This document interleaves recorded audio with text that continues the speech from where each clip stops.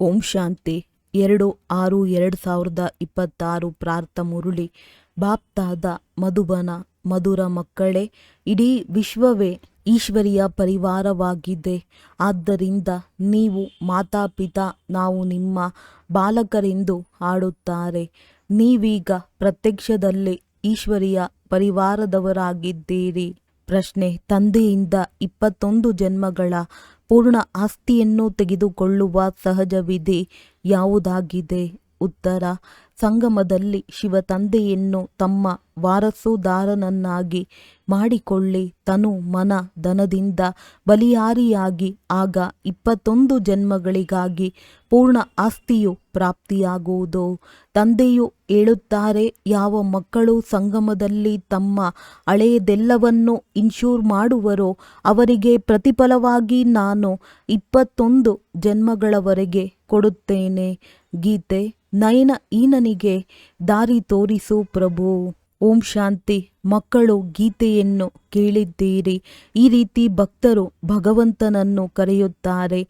ಆದರೆ ಭಗವಂತನನ್ನು ಪೂರ್ಣ ರೀತಿಯಲ್ಲಿ ಅರಿತುಕೊಳ್ಳದ ಕಾರಣ ಮನುಷ್ಯರು ಎಷ್ಟೊಂದು ದುಃಖಿಯಾಗಿದ್ದಾರೆ. ಭಕ್ತಿ ಮಾರ್ಗದಲ್ಲಿ ಎಷ್ಟೊಂದು ತಲೆಕೆಡಿಸಿಕೊಳ್ಳುತ್ತಿರುತ್ತಾರೆ. ಕೇವಲ ಈ ಜೀವನದ ಮಾತಿಲ್ಲ.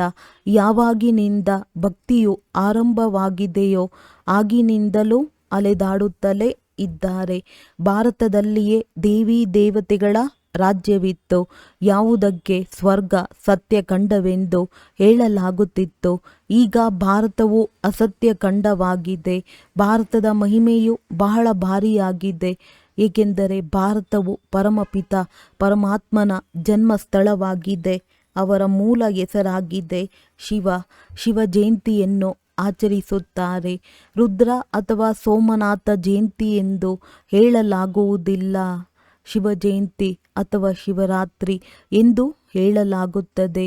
ಸ್ವರ್ಗದ ಸ್ಥಾಪನೆ ಮಾಡುವವರು ಒಬ್ಬರೇ ಸ್ವರ್ಗದ ರಚಯಿತನಾಗಿದ್ದಾರೆ. ಎಲ್ಲ ಭಕ್ತರ ಭಗವಂತನಂತೂ ಅವಶ್ಯವಾಗಿ ಒಬ್ಬರೇ ಆಗಿರಬೇಕು. ಎಲ್ಲರೂ ನಯನಹೀನರಾಗಿದ್ದಾರೆ.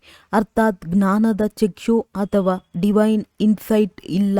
ಭಗವಾನುವಾಚ: ನಾನು ನಿಮಗೆ ರಾಜಯೋಗವನ್ನು ಕಲಿಸುತ್ತೇನೆ. ಶ್ರೀಮದ್ ಭಗವದ್ಗೀತೆಯು ಮುಖ್ಯವಾಗಿದೆ. ಶ್ರೀ ಅರ್ಥಾತ್ ಶ್ರೇಷ್ಠ ಮತ. ಈಗ ನಿಮ್ಮನ್ನು ಬುದ್ಧಿವಂತರನ್ನಾಗಿ ಮಾಡಲಾಗುತ್ತದೆ.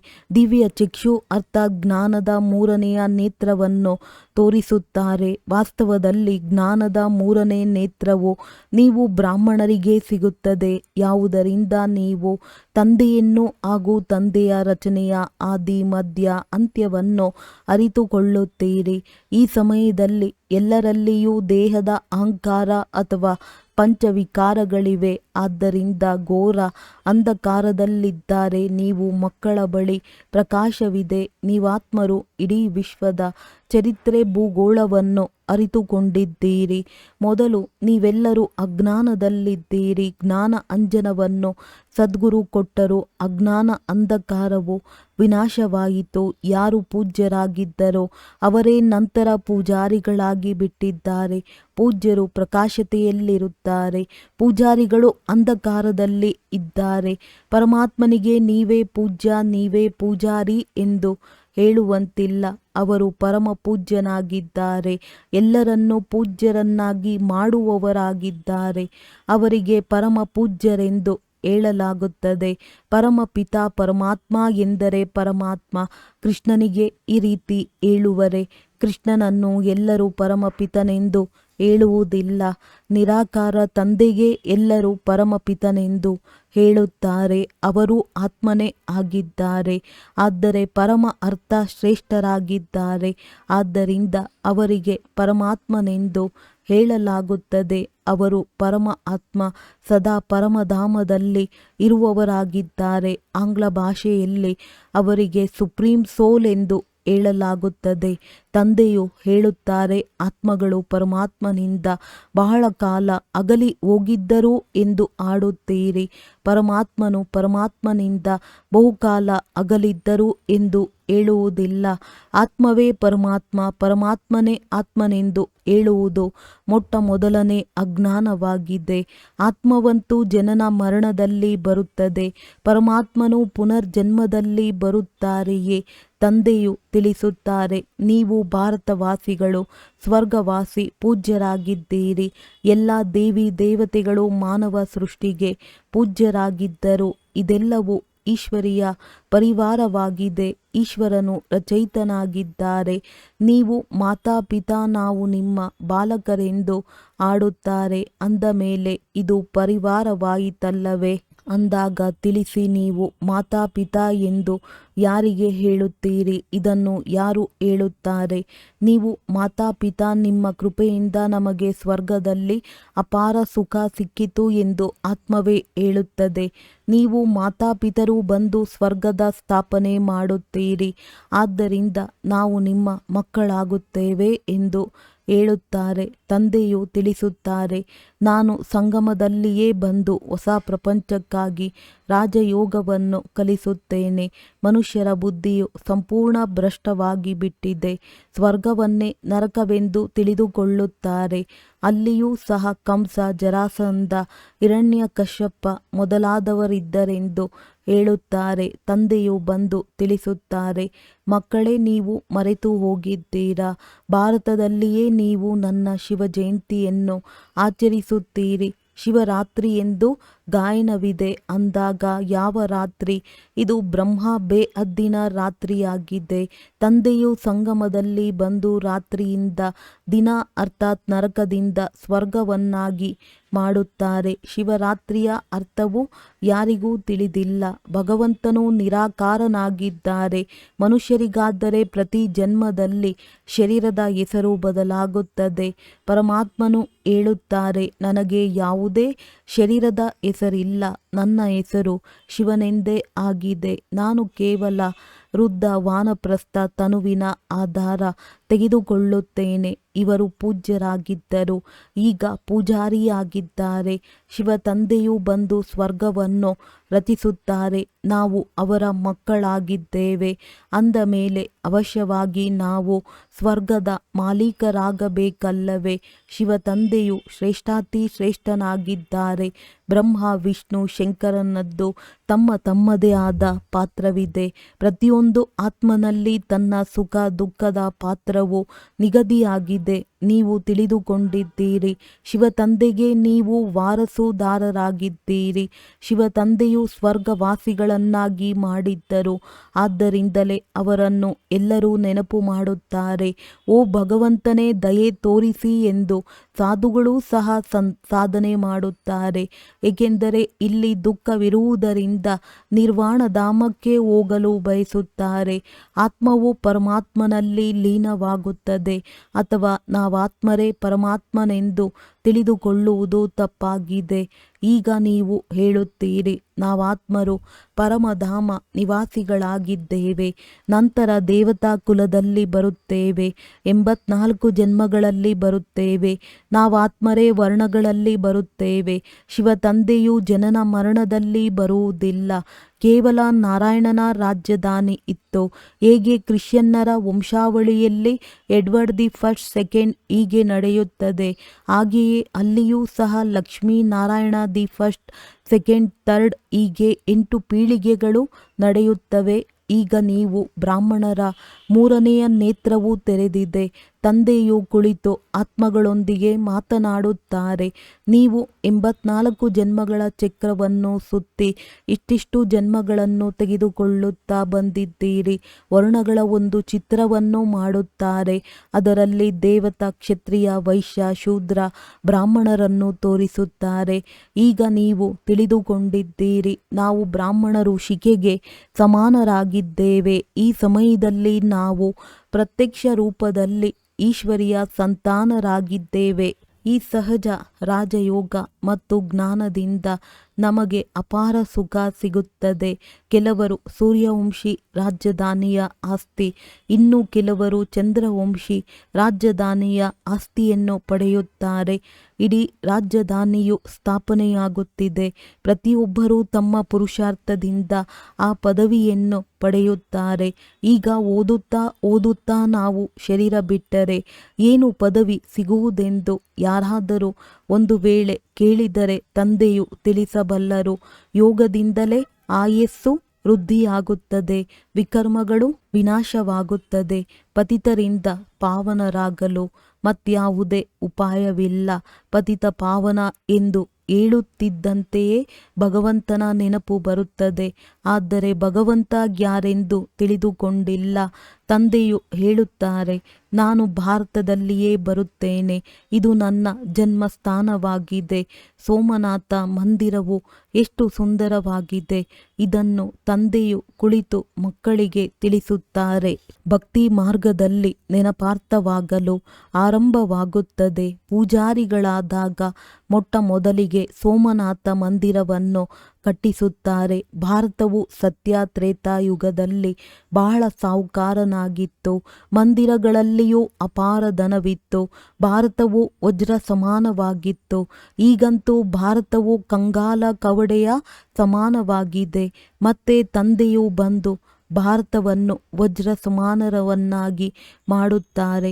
ರಚಯಿತ ಯಾರೆಂದು ಯಾರೊಂದಿಗಾದರೂ ಕೇಳಿರಿ, ಅವರು ಪರಮಾತ್ಮನೆಂದು ಹೇಳುತ್ತಾರೆ. ಅವರು ಎಲ್ಲಿದ್ದಾರೆ ಎಂದರೆ ಸರ್ವವ್ಯಾಪಿ ಆಗಿದ್ದಾರೆಂದು ಹೇಳಿಬಿಡುತ್ತಾರೆ. ತಂದೆಯು ತಿಳಿಸುತ್ತಾರೆ, ಇಡೀ ವೃಕ್ಷವೇ ಜಡ್ಜಡೀಭೂತ ಸ್ಥಿತಿಯನ್ನು ತಲುಪಿದೆ. ತಮ್ಮನ್ನು ನೋಡಿಕೊಳ್ಳಿ. ನಾನು ಮೊಮ್ಮ ಬಾಬಾರವರ ಸಿಂಹಾಸನಕ್ಕೆ ಅಧಿಕಾರಿಯಾಗಲು ಯೋಗ್ಯನಾಗಿದ್ದೇನೆಯೇ? ಇದರಲ್ಲಿ ಪವಿತ್ರತೆಯೂ ಮುಖ್ಯವಾಗಿದೆ. ಈಗಂತೂ ಆರೋಗ್ಯವೂ ಇಲ್ಲ, ಐಶ್ವರ್ಯವೂ ಇಲ್ಲ, ಸಂತೋಷವೂ ಇಲ್ಲ. ಇದು ಮೃಗತುಷ್ಟ ಸಮಾನ ರಾಜ್ಯವಾಗಿದೆ. ಇದರ ಮೇಲೆ ದುರ್ಯೋಧನನ ಕಥೆಯನ್ನು ಶಾಸ್ತ್ರಗಳಲ್ಲಿ ಬರೆದಿದ್ದಾರೆ. ವಿಕಾರಿಗೆ ದುರ್ಯೋಧನನೆಂದು ಹೇಳಲಾಗುತ್ತದೆ. ನಮ್ಮನ್ನು ರಕ್ಷಣೆ ಮಾಡಿ ಎಂದು ದ್ರೌಪದಿಯರು ಹೇಳುತ್ತಾರೆ. ಎಲ್ಲರೂ ದ್ರೌಪದಿಯರಲ್ಲವೇ? ಈ ಕನ್ಯೆಯರು ಸ್ವರ್ಗದ ದ್ವಾರವಾಗಿದ್ದಾರೆ. ತಂದೆಯು ಎಷ್ಟು ಚೆನ್ನಾಗಿ ತಿಳಿಸುತ್ತಾರೆ. ಯಾರ ಬುದ್ಧಿಯೋಗವು ಪೂರ್ಣ ಜೋಡಿಸಲ್ಪಟ್ಟಿರುವುದೋ ಅವರಿಗೆ ಧಾರಣೆಯೂ ಆಗುವುದು. ಜ್ಞಾನವನ್ನು ಬ್ರಹ್ಮಚರ್ಯದಲ್ಲಿಯೇ ಓದಲಾಗುತ್ತದೆ.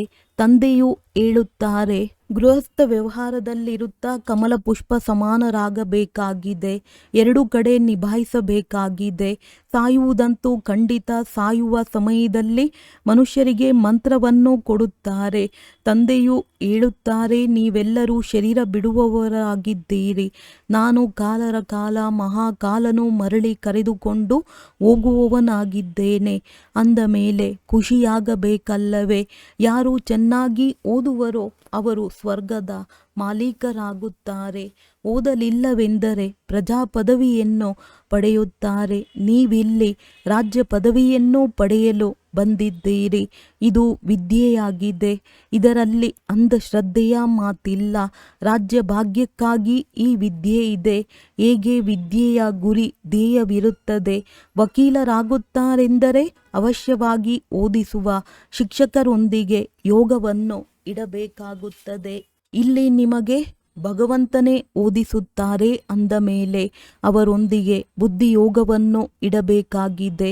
ತಂದೆಯು ಹೇಳುತ್ತಾರೆ, ಮಕ್ಕಳೇ, ನಾನು ಪರಮಧಾಮ ಬಹಳ ದೂರದಿಂದ ಬರುತ್ತೇನೆ.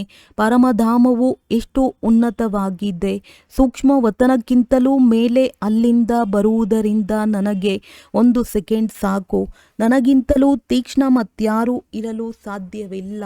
ಸೆಕೆಂಡಿನಲ್ಲಿ ಜೀವನ್ಮುಕ್ತಿಯನ್ನು ಕೊಡುತ್ತೇನೆ. ಜನಕನ ಉದಾಹರಣೆ ಇದೆಯಲ್ಲವೇ?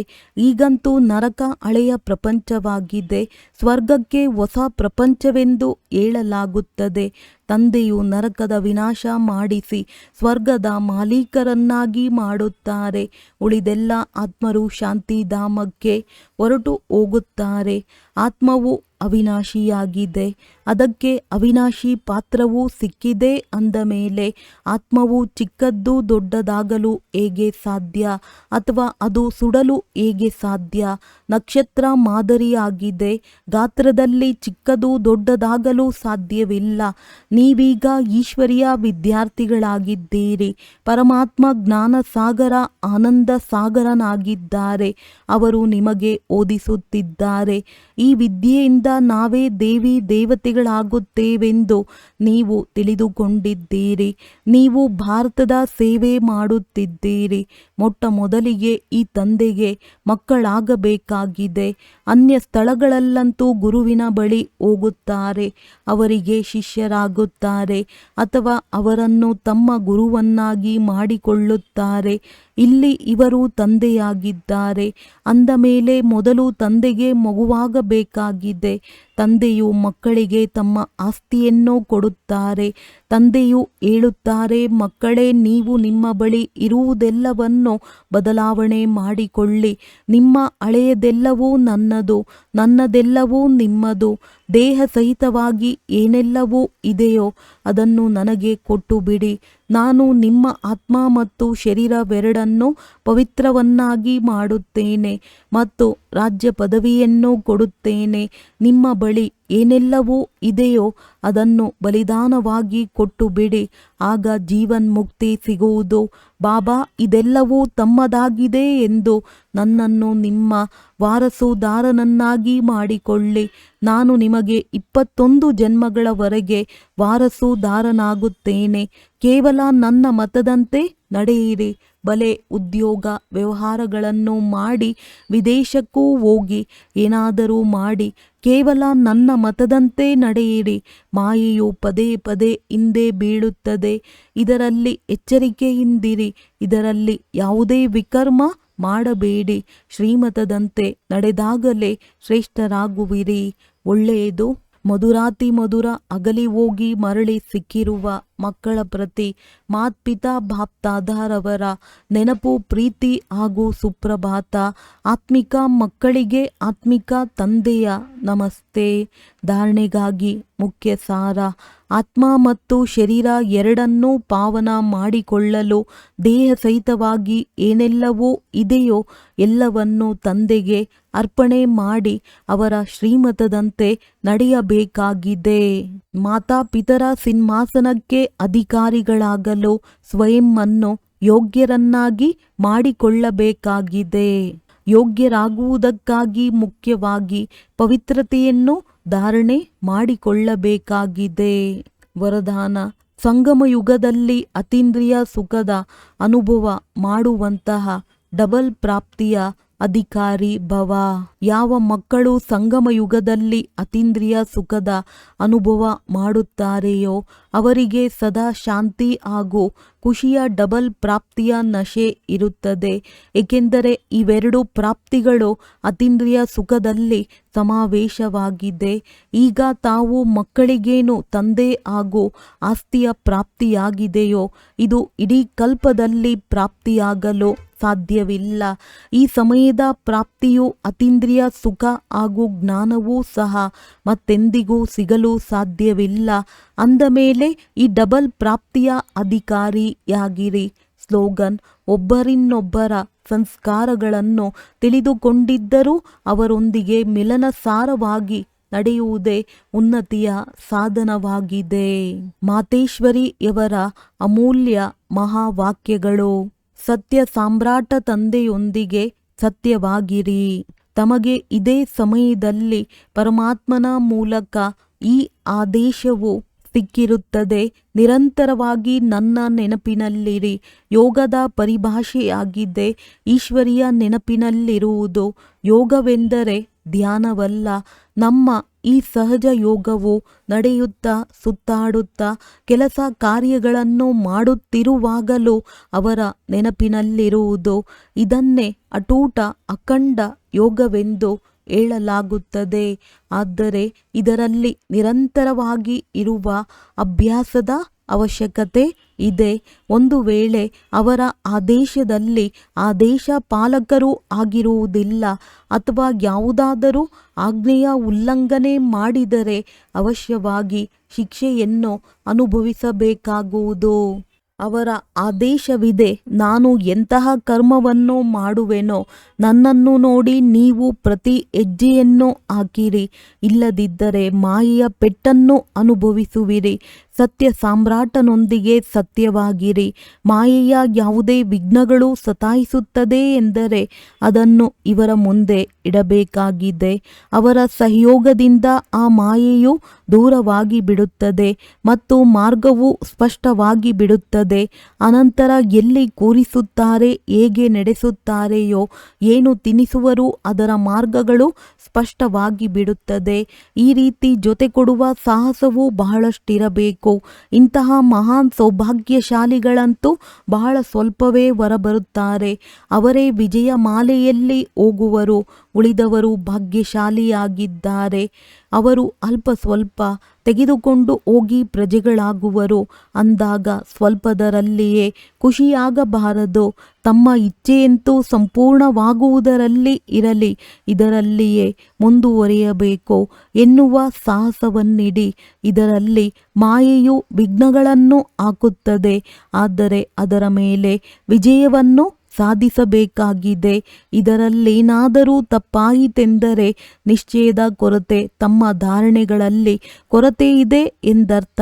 ಇದಂತೂ ತಮ್ಮ ಪ್ರತಿಜ್ಞೆಯಾಗಿದೆ. ಇದರಲ್ಲಿ ಲೋಕ ಮರ್ಯಾದೆ, ಕುಲ ಮರ್ಯಾದೆಯನ್ನು ಮುರಿಯಬೇಕಾಗುತ್ತದೆ. ಯಾವಾಗ ಈ ರೀತಿ ಮಾಡುವಿರೋ ಆಗಲೇ ಸತ್ಯ ಪಾರಲೌಕಿಕ ದೈವಿ ಮರ್ಯಾದೆಗಳನ್ನು ಪಡೆದುಕೊಳ್ಳುವಿರಿ. ಈಗ ಈ ವಿಕಾರಿ ಪ್ರಪಂಚವಂತೂ ಹೊರಟು ಹೋಗುವುದಿದೆ.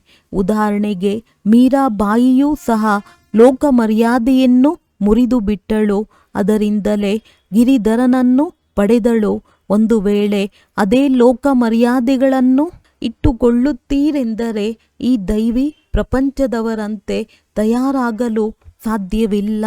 ಈಗ ಈಶ್ವರಿಯ ಸಲಹೆಯನ್ನು ಕಲ್ಯಾಣಾರ್ಥವಾಗಿ ಕೊಡಲಾಗುತ್ತದೆ.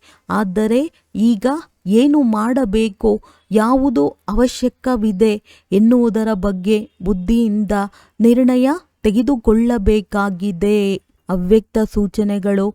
ಸದಾ ಹರ್ಷಿತರಾಗಿರಲು ತಮ್ಮ ಸ್ವಭಾವವನ್ನು ಸರಳ ಮಾಡಿಕೊಳ್ಳಿರಿ. ಸಹನಶೀಲರಾಗಿರಿ. ಯಾರು ಸರಳ ಚಿತ್ತರಾಗಿರುತ್ತಾರೆ ಅವರೇ ಸದಾ ಹರ್ಷಿತರಾಗಿರುತ್ತಾರೆ. ಹರ್ಷಿತ ಚಿತ್ತರಂತೂ ಎಲ್ಲರನ್ನೂ ಆಕರ್ಷಿತರನ್ನಾಗಿ ಮಾಡುತ್ತಾರೆ. ಹರ್ಷಿತತೆಯ ಅರ್ಥವೇ ಆಗಿದೆ ಅತೀಂದ್ರಿಯ ಸುಖದಲ್ಲಿ ತೊಡಗುವುದು. ಜ್ಞಾನದ ಸ್ಮರಣೆ ಮಾಡುತ್ತಾ ಅವ್ಯಕ್ತ ಸ್ಥಿತಿಯ ಅನುಭವ ಮಾಡುತ್ತಾ ಅತೀಂದ್ರಿಯ ಸುಖದಲ್ಲಿ ತೂಗುವುದು. ಇದಕ್ಕೆ ಹರ್ಷಿತವೆಂದು ಹೇಳಲಾಗುತ್ತದೆ. ಇದಕ್ಕಾಗಿ ಸಾಕ್ಷಿತನದ ಆಸನದ ಮೇಲೆ ಸೆಟ್ ಆಗಿ ಮಾಯೆ ಮತ್ತು ಪ್ರಕೃತಿಯ ಗೊಂಬೆ ಪ್ರದರ್ಶನದ ರೂಪದಿಂದ ನೋಡಿರಿ. ಒಳ್ಳೆಯದು. ಓಂ ಶಾಂತಿ.